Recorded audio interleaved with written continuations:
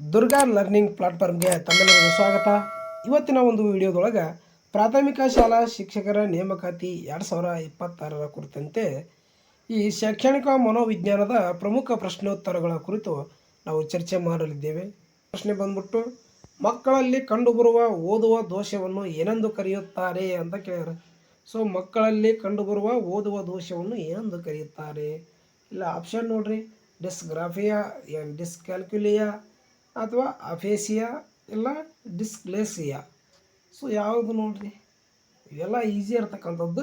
ಯಾಕೆ ಕೇಳ್ತಾ ಒಂದು ಎಕ್ಸ್ಪ್ಲೇನ್ ಮಾಡ್ತಾ ಇದ್ದೀನಪ್ಪ, ಯಾಕೆ ಈ ಒಂದು ತರಗತಿ ಮಾಡ್ತಾ ಇದ್ದೀನಿ ಅಂದ್ರೆ, ನಾವು ಆಲ್ಮೋಸ್ಟ್ ಈ 100ಕ್ಕೆ 99% ಜನ ಗೊತ್ತಿದ್ದು ತಪ್ಪು ಮಾಡಿಬಿಡ್ತಾರೆ ರೀ. ಕನ್ಫ್ಯೂಷನ್, ಓದಿರ್ತಾರೆ, ಎಲ್ಲ ಚೆನ್ನಾಗಿ ಅಭ್ಯಾಸ ಮಾಡಿರ್ತಾರೆ.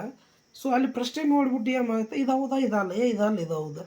ಸೊ 99% ಜನ ಏನು ಮಾಡ್ತಾರೆ, ಕನ್ಫ್ಯೂಸ್ ಆಗಿ ತಪ್ಪು ಉತ್ತರಗಳನ್ನ ಹಾಕಿ ಬಂದಿರ್ತಾರೆ. ಸೊ ಹಾಗಾಗಿ ಆ ತಪ್ಪು ಮತ್ತೆ ಮರುಕಳಿಸೋದಿರಲಿ ಅಂತಕ್ಕಂಥದ್ದನ್ನು ನಾನೇನು ಮಾಡ್ತೀನಿ, ಮರುಕಳಿಸೋದಿರಲಿ ಎಂಬ ಒಂದು ಗಮನದಲ್ಲಿ ಆ ತಪ್ಪು ಮತ್ತೆ ಮರುಕಳಿಸೋದಿರಲಿ ಅಂತಂದೇಳಿ ತಿಳ್ಕೊಂಡು ನಾನು ಏನು ಮಾಡ್ತಾಯಿದ್ದೀನಿ, ಮತ್ತೆ ಅದನ್ನು ನಿಮಗೆ ಪರ್ಫೆಕ್ಟ್ ಮಾಡಿಸಲು ಈ ಒಂದು ತರಗತಿಯನ್ನು ಮಾಡ್ತಾಯಿದ್ದೀನಿ.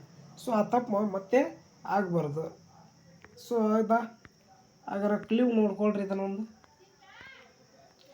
ಏನೈತಪ್ಪ, ಇದಕ್ಕೆ ಕ್ಲೀವ್ ಏನೈತಪ್ಪ ಅಂತಂದ್ರೆ, ತಾರೆ ಜಮೀನ್ ಪರ್ ಸಿನಿಮಾದಲ್ಲಿ ಮಗುವಿಗೆ ಇದ್ದ ಸಮಸ್ಯೆ ಇದೇ ಆಗಿತ್ತು. ತಾರೆ ಜಮೀನ್ ಅಂತಕ್ಕಂಥ ಒಂದು ಸಿನಿಮಾದೊಳಗೆ ಇದೇ ಸಮಸ್ಯೆ ಇರ್ತೈತಿ ನೋಡ್ರಿ. ಇದೇ ಯಾರು ನೋಡಿರಲ್ಲ. ಸೊ ಸಾಮಾನ್ಯವಾಗಿ ಓದುವ ದೋಷ ಅಂತಂದ್ರೆ ಅದು ಡಿಸ್ಗ್ಲೇಸಿಯಾ ಅಂತಂದೇಳಿ ನಾವು ಕರಿತೀವಿ. ಸೊ ಆಪ್ಷನ್ ಡಿ ಇದಕ್ಕೆ ಸರಿಯಾದ ಉತ್ತರ ಆಗ್ತಾ. ಅಷ್ಟು ಏನು ಡೆಪ್ತಿಗೆ ಓದಬೇಡ. ಇಲ್ಲಿ ನೋಡ್ರಿ, ಈ ಡಿಸ್ಗ್ಲೇಸಿಯಾ ಅಂತಂದು ಏನು ಹೇಳ್ಕಂದ್ಯಲ್ಲ, ಡಿಸ್ಗ್ಲೇಸಿಯಾ ಇದು ಮಕ್ಕಳಲ್ಲಿ ಓದುವ ದೋಷವನ್ನು ಕಂಡು ಬರ್ತಕ್ಕಂಥದ್ದು. ಸೊ ಇಲ್ಲಿ ಏನು ಕೊಟ್ಟರು ನೋಡ್ರಿ, ಸ್ವಲ್ಪ ವಿವರಣೆ ಐತಿ. ಅಕ್ಷರಗಳನ್ನು ಗುರುತಿಸಲು ಮತ್ತು ಓದಲು ಕಷ್ಟವಾಗುವ ಸ್ಥಿತಿಯೇ ಡಿಸ್ಗ್ಲೇಸಿಯಾ. ಓದಿನಲ್ಲಿ ಕಂಡು ಬರ್ತಕ್ಕಂಥ ದೋಷವೇ ಏನಾಗುತ್ತೆ, ಅದು ಡಿಸ್ಗ್ಲೇಸಿಯಾ ಆಗುತ್ತೆ. ಇನ್ನು ಡಿಸ್ಗ್ರಾಫಿಯಾ ಯಾವುದಾಗುತ್ತೆ ನೋಡ್ರಿ. ಡಿಸ್ಗ್ರಾಫಿಯಾ ಅಂದರೆ ಬರವಣಿಗೆ ಸಂಬಂಧಪಟ್ಟಂತೆ. ಇವು ನೋಡ್ರಿ, ಈ 4 ಆಪ್ಷನ್ ಅದಾವಲ್ರಿ, ಈ 4 ಆಪ್ಷನ್ ಮೇಲೆ ಪ್ರತಿಯೊಂದು ಪರೀಕ್ಷೆ ಒಳಗೆ ಒಂದು ಪ್ರಶ್ನೆ ಬಂದಿರತಕ್ಕಂಥದ್ದು. ಸೊ ಅದು ಬಂದಿರ್ತಾ, ಹಾಗಾಗಿ ನೀವು ಪರ್ಫೆಕ್ಟ್ ಆಗಿರಿ. ಡಿಸ್ಗ್ರಾಫಿಯಾ ಅಂದರೆ ಬರವಣಿಗೆಗೆ ಸಂಬಂಧಪಟ್ಟಂತೆ ಇರೋದು. ಡಿಸ್ಕ್ಯಾಲ್ಕುಲಿಯಾ ಅಂತಕ್ಕಂಥದ್ದು ಏನು ನೋಡ್ರಿ, ಅಂಕಗಣಿತ ಸಮಸ್ಯೆ ಅಂತ ಏನು ಕರಿತೀವಿ, ಗಣಿತ ವಿಷಯಕ್ಕೆ ಸಂಬಂಧಿಸಪಟ್ಟಿರ್ತಕ್ಕಂಥದ್ದು. ಇನ್ನು ಅಪೇಸಿಯಾ ಅಂತಕ್ಕಂಥದ್ದು ಭಾಷೆಗೆ ಭಾಷಾ ಉಚ್ಚಾರಣೆಯಲ್ಲಿ ದೋಷ ಕಂಡು ಬರುತ್ತಲ್ಲ, ಸೊ ಅದು ಅಪೇಸಿಯಾ ಅಂತದ್ದು. ಡಿಸ್ಗ್ಲೇಸಿಯಾ ಅಂತಕ್ಕಂಥದ್ದು ಇದು ಓದುವ ದೋಷವನ್ನು ನಾವು ಏನು ಹೇಳ್ತೀವಿ, ಡಿಸ್ಗ್ಲೇಸಿಯಾ ಅಂತಂದೇಳಿ ಕರಿತೀವಿ. ಇನ್ನು 7ನೇ ಪ್ರಶ್ನೆ ನೋಡೋಣ. ಅಬ್ರಾಮ್ ಮಾಸ್ಲೋ ಅವರವರ ಸಿದ್ಧಾಂತವು ಯಾವುದಕ್ಕೆ ಸಂಬಂಧಿಸಿದೆ ಅಂತ ಕೇಳ್ಯಾರ. ಸೊ ನೋಡ್ರಿ, ಇಲ್ಲಿ ಆಪ್ಷನ್ ಬಂದ್ಬಿಟ್ಟು ಬುದ್ಧಿಶಕ್ತಿ ಸಿದ್ಧಾಂತ, ಬಿ ನೈತಿಕ ವಿಕಾಸ, ಸಿ ಅಗತ್ಯಗಳ ಶ್ರೇಣಿ ಸಿದ್ಧಾಂತ, ಡಿ ಸಾಮಾಜಿಕ ಕಲಿಕೆ ಅಂತೇಳಿ. ಸೊ ಅಬ್ರಾಮ್ ಮಾಸ್ಲೋರವರ ಸಿದ್ಧಾಂತವು ಯಾವುದಕ್ಕೆ ಸಂಬಂಧಿಸಿದೆ? ಸೊ ಕ್ಲೀವ್ ನೋಡ್ರಿ, ಇದಕ್ಕೆ ಏನೈತ್ರಿ ಸುಳಿವು, ಈ ರೀತಿಯಾಗಿದೆ ನೋಡ್ರಿ. ಇಲ್ಲಿ ಇವರು ಪ್ರೇರಣೆಯ ಬಗ್ಗೆ ಪಿರಮಿಡ್ ಆಕಾರದ ಹಂತಗಳನ್ನು ನೀಡಿದ್ದಾರೆ. ಇವು ಅಭಿಪ್ರೇರಣೆ ಸಂಬಂಧಪಟ್ಟಂತೆ ಒಂದು ಪಿರಮಿಡ್ ಆಕಾರದೊಳಗೆ ಅವ್ರು ಏನು ಮಾಡ್ತಾರೆ, ಕೆಲವು ಹಂತಗಳನ್ನು ಹೇಳ್ತಾರೆ. ಸೊ ಈ ಒಂದು ಅಬ್ರಾಮ್ ಮಾಸ್ಲೋ ಅವರ ಒಂದು ಪಿರಮಿಡ್ ಹಂತಗಳಲ್ಲಿ ಅತ್ಯಂತ ಉನ್ನತ ಶ್ರೇಣಿಯಲ್ಲಿರ್ತಕ್ಕಂಥ ಹಂತ ಯಾವುದು ಅಂತಂದು ಕೇಳಿಬಿಟ್ಟಿದ್ರಿ ಒಂದು ಸರಿ. ಸೊ ಅದು ಆತ್ಮ ಸಾಕ್ಷಾತ್ಕಾರ ಸಿದ್ಧಾಂತ ಅಥವಾ ಆತ್ಮ ಸಾಕ್ಷಾತ್ಕಾರ ಅಂತಂದೇಳಿ ನಾವು ಬರ್ತೀವಿ. ಸೊ ಇದ್ರೊಳಗೆ 5 ಹಂತಗಳಿರ್ತಕ್ಕಂಥದ್ದು. ಸೊ ಹಾಗಾದ್ರೆ ನಿಮಗೆ ಗೊತ್ತಾಗ್ರ ಕ್ಲೀವ್ ಕೊಟ್ಟನಲ್ಲ.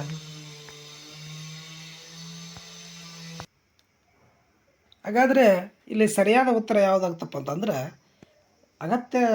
ಅಗತ್ಯಗಳ ಶ್ರೇಣಿ ಸಿದ್ಧಾಂತ ಅಂತ ಏನೈತಲ್ಲ, ಆಪ್ಷನ್ ಸಿ ಇದಕ್ಕೆ ಸರಿಯಾದ ಉತ್ತರ ಆಗುತ್ತೆ. ಸೊ ಮಾನವನ ಮೂಲಭೂತ ಅಗತ್ಯತೆಗಳಿಂದ ಆತ್ಮ ಸಾಕ್ಷಾತ್ಕಾರದವರೆಗಿನ ಅಂದ್ರೆ 5 ಹಂತದೊಳಗೆ ಹೇಳ್ತಾನೆ ರೀ. ಸೊ ಆ 5ನೇ ಹಂತ ಉನ್ನತ ಶ್ರೇಣಿ ಅಂತ ಯಾವುದಪ್ಪ ಅಂದ್ರೆ ಆತ್ಮ ಸಾಕ್ಷಾತ್ಕಾರ ಹಂತ ಅಂತೇಳಿ. ಸೊ ಸುಮಾರು ಬಾರಿ ಪ್ರಶ್ನೆಯಲ್ಲಿ ರಿಪೀಟೆಡ್ ಆಗಿರ್ತಕ್ಕಂಥದ್ದು. ಸೊ ಇದು ನೋಡ್ಕೊಳ್ರಿ. ಇನ್ನು ಅದೇ ರೀತಿಗೆ ಸಾಮಾಜಿಕ ಕಲಿಕೆ ಯಾರು ನೋಡ್ರದು ಬಂಡೂರ ಆಲ್ಫ್ರೆಡ್ ಬಂಡೂರ್ ಅವರು ಏನು ಮಾಡ್ತಾರೆ, ಈ ಸಮಾಜ ಕಲಿಕೆಯ ಸಿದ್ಧಾಂತವನ್ನು ಪ್ರತಿಪಾದಿಸ್ತಾರೆ. ಬುದ್ಧಿಶಕ್ತಿ ಸಿದ್ಧಾಂತ ಯಾರು ನೋಡ್ರಿ, ಅದೇ ರೀತಿ ನೈತಿಕ ವಿಕಾಸ ಹೇಳಿದ್ನಲ್ರಿ ಕೋಲಾರ್ಬರ್ಗ್ ಅವ್ರದ್ದು ನೈತಿಕ ಸಿದ್ಧಾಂತ ಅಂತಂದೇಳಿ. ಸೊ ಬುದ್ಧಿಶಕ್ತಿ ಸಿದ್ಧಾಂತವನ್ನು ಯಾರು ಪ್ರತಿಪಾದಿಸ್ತಾರೆ, ಸೊ ಅದನ್ನು ಕಮೆಂಟ್ ಮಾಡಿರಿ. ಇನ್ನು ಅದೇ ರೀತಿಯಾಗಿ 8ನೇ ಪ್ರಶ್ನೆ ನೋಡೋಣ. ಪ್ರಶ್ನೆ ಬಂದ್ಬಿಟ್ಟು ಈ ರೀತಿಯಾಗಿದೆ: ಬಹುವಿಧ ಬುದ್ಧಿಶಕ್ತಿ ಸಿದ್ಧಾಂತವನ್ನು ಮಂಡಿಸಿದವರು ಯಾರು ಅಂತ ಕೇಳ್ಯಾರ.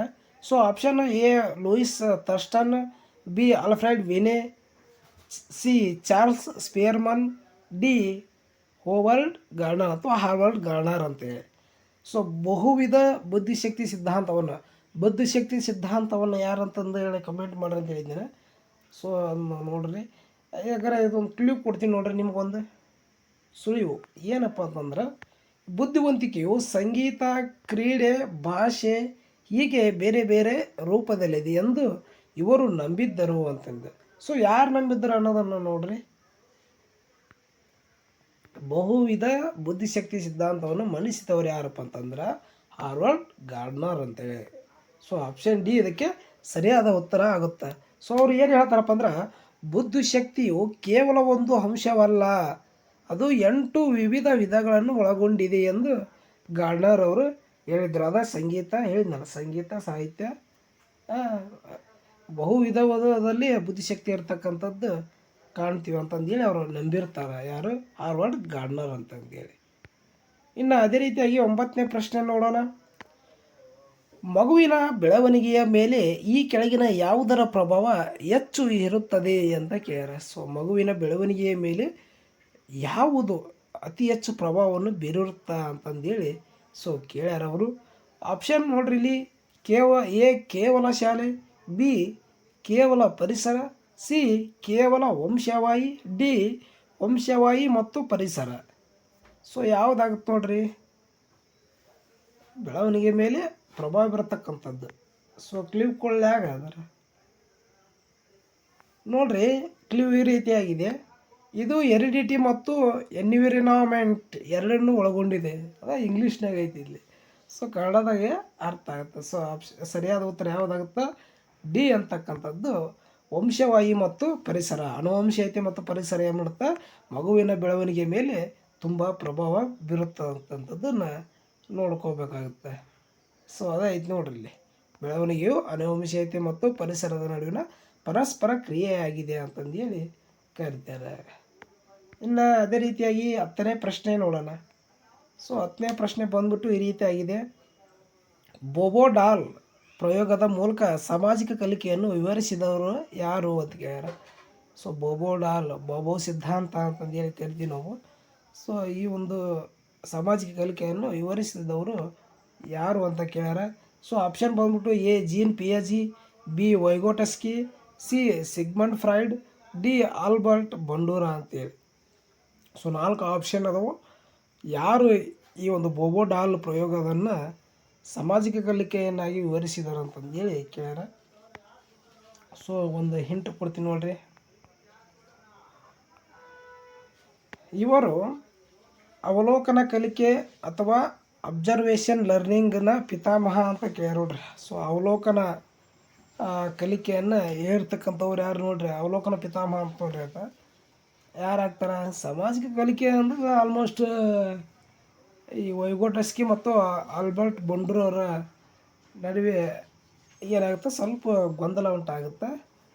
ಈ ಜೀನ್ ಪಿಯಾಜಿ ಮತ್ತು ಸಿಗ್ಮಂಡ್ ಫ್ರಾಯ್ಡಿಗೆ ಸಂಬಂಧನೇ ಇಲ್ಲ, ಅವರು ಬೇರೆ ಬೇರೆ ಹೇಳ್ತಾರೆ. ಸೊ ಇವರೊಬ್ಬರಲ್ಲಿ ಬಿ ಮತ್ತು ಡಿ ಒಳಗೆ ಆನ್ಸರ್ ಇರ್ತಕ್ಕಂಥದ್ದು ಎಲಿಮಿನೇಟೆಡ್ ಮೆಥಡ್ ನೋಡ್ರಿ. ಇದು ಈ ರೀತಿಯಾಗಿ ನೀವು ಪರೀಕ್ಷೆ ಒಳಗೆ ಎಲಿಮಿನೇಟೆಡ್ ಮಾಡಿ ಒಂದು ಕ್ಲೂ ಮೇಲೆ ನೀವು ಆನ್ಸರ್ ಮಾಡ್ತಕ್ಕಂಥದ್ದು. ಸೊ ಹಾಗಾದರೆ ಸರಿಯಾದ ಉತ್ತರ ಯಾವುದಾಗುತ್ತೆ ಅಂತಂದ್ರೆ ಈ ಆಲ್ಬರ್ಟ್ ಬಂಡೂರ್ ಅಂತಂದು ಹೇಳಿದ್ನಲ್ಲ, ಸೊ ಇವರು ಆಪ್ಷನ್ ಡಿ ಇದಕ್ಕೆ ಸರಿಯಾದ ಉತ್ತರ ಆಗುತ್ತೆ. ಸೊ ಈ ಒಂದು 10ನೇ ಪ್ರಶ್ನೆಗೆ ಏನಾಗುತ್ತೆ, ಆಪ್ಷನ್ ಡಿ ಬೋಬೋ ಡಾಲ್ ಪ್ರಯೋಗದ ಮೂಲಕ ಸಾಮಾಜಿಕ ಕಲಿಕೆಯನ್ನು ವಿವರಿಸಿದವರು ಯಾರು ಅಂತಂದ್ರೆ ಆಲ್ಬರ್ಟ್ ಬಂಡೂರ್ ಅಂತಕ್ಕಂಥದ್ದು. ಅದೇ ರೀತಿ ವೈಗೋಟಸ್ಕಿ ಅವರು ನೋಡ್ರಿ, ಸಮಾಜ ಅಂತ ಬಂದ್ರಾಗ ಸ್ವಲ್ಪ ಕನ್ಫ್ಯೂಸ್ ಅಂತ ಹೇಳಿದ್ನಲ್ಲ, ಈ ವೈಗೋಟಸ್ಕರ್ ಅವರು ಏನು ಮಾಡ್ತಾರೆ, ಸಮಾಜ ಮತ್ತು ಸಂಸ್ಕೃತಿಯ ಪ್ರಭಾವವನ್ನು ವಿವರಿಸ್ತಾರೆ. ಸೊ ಹಾಗಾಗಿ ಸ್ವಲ್ಪ ಕನ್ಫ್ಯೂಸ್ ಆಗುತ್ತೆ, ಅದನ್ನು ನೋಡ್ಕೊಳ್ರಿ ನೀವು ಸರಿಯಾಗಿ. ಇನ್ನು ಅದೇ ರೀತಿಯಾಗಿ ಬಂಡೂರವರು ಅನುಕರಣೆಯ ಮೂಲಕ ಮಕ್ಕಳು ವರ್ತನೆಯನ್ನು ಕಲಿಯುತ್ತಾರೆ ಅಂತ ತೋರಿಸಿಕೊಟ್ರು. ಅನುಕರಣೆಯ ಮೂಲಕ ಈಗ ತಾಯಿ ಬಟ್ಟೆ ಒಗಿತಿರ್ತಾಳೆ, ಮಗು ಏನು ಮಾಡುತ್ತಾ ಅನುಕರಣೆ ಮಾಡುತ್ತಾ ಬಟ್ಟೆಯನ್ನು ಒಗಿತಾಳೆ. ಅದೇ ರೀತಿಯಾಗಿ ತಾಯಿ ರೊಟ್ಟಿ ಮಾಡುವಂಥ ಸಂದರ್ಭದೊಳಗೆ ಮಗು ಏನು ಮಾಡುತ್ತಾ ತಾಯಿಯನ್ನು ವೀಕ್ಷಣೆ ಮಾಡುತ್ತಾ ಯಾವ ರೀತಿಯಾಗಿ ರೊಟ್ಟಿ ಬಡಿತಾಳೆ, ಯಾವ ರೀತಿಯಾಗಿ ರೊಟ್ಟಿ ಒಳಸ್ತಾಳೆ, ಹೆಂಚಿಗೆ ಹಾಕ್ತಾಳೆ, ಬೇಯಿಸ್ತಾಳೆ, ಎಲ್ಲದನ್ನು ಅನುಕರಣೆ ಮಾಡುತ್ತದೆ. ನೋಡ್ತೈತಿ ಫಸ್ಟ್ ನೋಡಿ ಕಲಿ ತಿಳಿ ಮಾಡಿ ಕಲಿ ಸಿದ್ಧಾಂತ ಯಾರ್ದು ಹೇಳ್ರಿ, ಇದಕ್ಕೆ ಕಮೆಂಟ್ ಮಾಡಿರಿ. ಸೊ ಹಂಗೆ ಅದನ್ನು ಮಗು ನೋಡ್ಕೊತ ಏನು ಮಾಡ್ತಾ ಅನುಕರಣೆಯ ಮೂಲಕ ತಮ್ಮ ಒಂದು ಕಲಿಯುತ್ತಾರೆ, ವರ್ತನೆಯನ್ನು ಬದಲಾಯಿಸ್ಕೊಳ್ತಾರೆ ಅಂತಂದೇಳಿ ಇವರು ಆಲ್ಬರ್ಟ್ ಬಂಡೂರವರು ಹೇಳ್ತಾರೆ. ಸೊ ಹಾಗಾಗಿ ಇದು ಬೋಬೋ ಡಾಲ್ ಪ್ರಯೋಗ ಸಾಮಾಜಿಕ ಕಲಿಕೆಯನ್ನು ವಿವರಿಸುತ್ತಾ ಯಾರು ಸಿಗ್ಮಂಡ್ ಫ್ರಾಯ್ಡ್ ಅವರು ಹೇಳ್ತಾರೆ. ಇನ್ನು ಸೊ ಇದಿಷ್ಟು ಏನಾಯಿತು ಇವತ್ತಿನ ತರಗತಿಯೊಳಗೆ ಪ್ರಮುಖ 10 ಪ್ರಶ್ನೆಗಳಿಗೆ ನಾವು ಒಂದು ಬಿಡಿಸುವಂಥ ಸೊ ಇದಿಷ್ಟು ಇವತ್ತಿನ ತರಗತಿಯೊಳಗೆ ಅಂದರೆ ಪ್ರಮುಖ 10 ಪ್ರಶ್ನೆಗಳ ರಿಪೀಟೆಡ್ ಪ್ರಶ್ನೆಗಳನ್ನು ನಾನು ಏನು ಮಾಡ್ತಾಯಿದ್ದೀನಿ, ವಿವರಣೆಯ ಮೂಲಕ ನಿಮಗೆ ಬಿಡಿಸುವಂಥ ಪ್ರಯತ್ನ ಮಾಡಿದ್ದೀನಿ. ಸೊ ಮುಂಬರುವಂತಹ ತರಗತಿಯೊಳಗೆ ಏನು ಮಾಡ್ತೀನಿ, ಇನ್ನಷ್ಟು 10 ಪ್ರಶ್ನೆಗಳೊಂದಿಗೆ ನಾನು ಬರ್ತೀನಿ. ಸೊ ಇದುವರೆಗೆ ನಮ್ಮ ಚಾನಲ್ ಸಬ್ಸ್ಕ್ರೈಬ್ ಮಾಡದೆ ನೋಡ್ತಕ್ಕಂಥವ್ರು ದಯವಿಟ್ಟು ಸಬ್ಸ್ಕ್ರೈಬ್ ಮಾಡಿಕೊಳ್ರಿ. ಸೊ ನಮ್ಮ ಒಂದು ಚಾನಲ್ ಏನಪ್ಪ ಹೊಸದಾಗಿ ಪ್ರಾರಂಭವಾದ್ದರಿಂದ ನಮ್ಮ ಒಂದು ಬೆಳವಣಿಗೆಯ ತುಂಬ ಅವಶ್ಯಕತೆ ಇದೆ. ಸೊ ಹಾಗಾಗಿ ದಯವಿಟ್ಟು ಸಬ್ಸ್ಕ್ರೈಬ್ ಮಾಡಿ ಮತ್ತು ಮಾಡಿಸಿ ಅಂತಂದೇಳಿ ನಾನು ರಿಕ್ವೆಸ್ಟ್ ಮಾಡ್ಕೊತೀನಿ. ಸೊ ನಿಮಗೆ ಪ್ರಾಮಾಣಿಕವಾಗಿ ನಾನು ಏನು ಮಾಡ್ತಾಯಿದ್ದೀನಿ, ವಿಷಯವನ್ನು ಪ್ರಾಮಾಣಿಕವಾಗಿ ತರಗತಿಗಳನ್ನು ತರುವಂಥ ಪ್ರಯತ್ನ ಮಾಡ್ತೀನಿ. ಸೊ ಈ ಒಂದು 10 ಪ್ರಶ್ನೆ ಒಳಗೆ ನೀವು TET ಆಯ್ತು, GPT ಆಯ್ತು, HSR ಆಯ್ತು, ಪ್ರಮುಖವಾಗಿ ಒಂದು 2 ಪ್ರಶ್ನೆಗಳಾದರೂ ಬರ್ತವೆ. ಸೊ ಅದೇನು 2 ಮಾತಿಲ್ಲ. ಯಾಕಂದ್ರೆ ನಾನೇನು ಮಾಡ್ತಾಯಿದ್ದೀನಿ, ಪ್ರತಿ ಪರೀಕ್ಷೆಯ ಒಂದು ಪ್ರಶ್ನೆ ಪತ್ರಿಕೆಗಳನ್ನು ತೆಗೆದುಕೊಂಡು ಏನು ಮಾಡ್ತಾಯಿದ್ದೀನಿ, ಮೋಸ್ಟ್ ರಿಪೀಟೆಡ್ ಕ್ವಶನನ್ನು ತೆಗೆದುಕೊಂಡು ನಾನು ಏನು ಮಾಡ್ತೀನಿ, ವಿವರಣೆಯನ್ನು ಮಾಡುವಂಥ ಪ್ರಯತ್ನವನ್ನು ಮಾಡ್ತಾಯಿದ್ದೀನಿ. ಸೊ ಹಾಗಾಗಿ ದಯವಿಟ್ಟು ನಮ್ಮ ಚಾನಲ್ ಸಬ್ಸ್ಕ್ರೈಬ್ ಮಾಡಿಕೊಳ್ರಿ, ಅದೇ ರೀತಿಯಾಗಿ ಲೈಕ್ ಮಾಡಿರಿ ಅಂತ ಹೇಳ್ತಾ ಮುಂದಿನ ತರಗತಿಯಲ್ಲಿ ಶೈಕ್ಷಣಿಕ ಮನೋವಿಜ್ಞಾನದ ಕುರಿತಂತೆ 20 ಪ್ರಮುಖ ಅಥವಾ 10 ಪ್ರಮುಖ ಪ್ರಶ್ನೆಗಳೊಂದಿಗೆ ಬರ್ತೀನಿ. ಸೊ ಧನ್ಯವಾದಗಳು.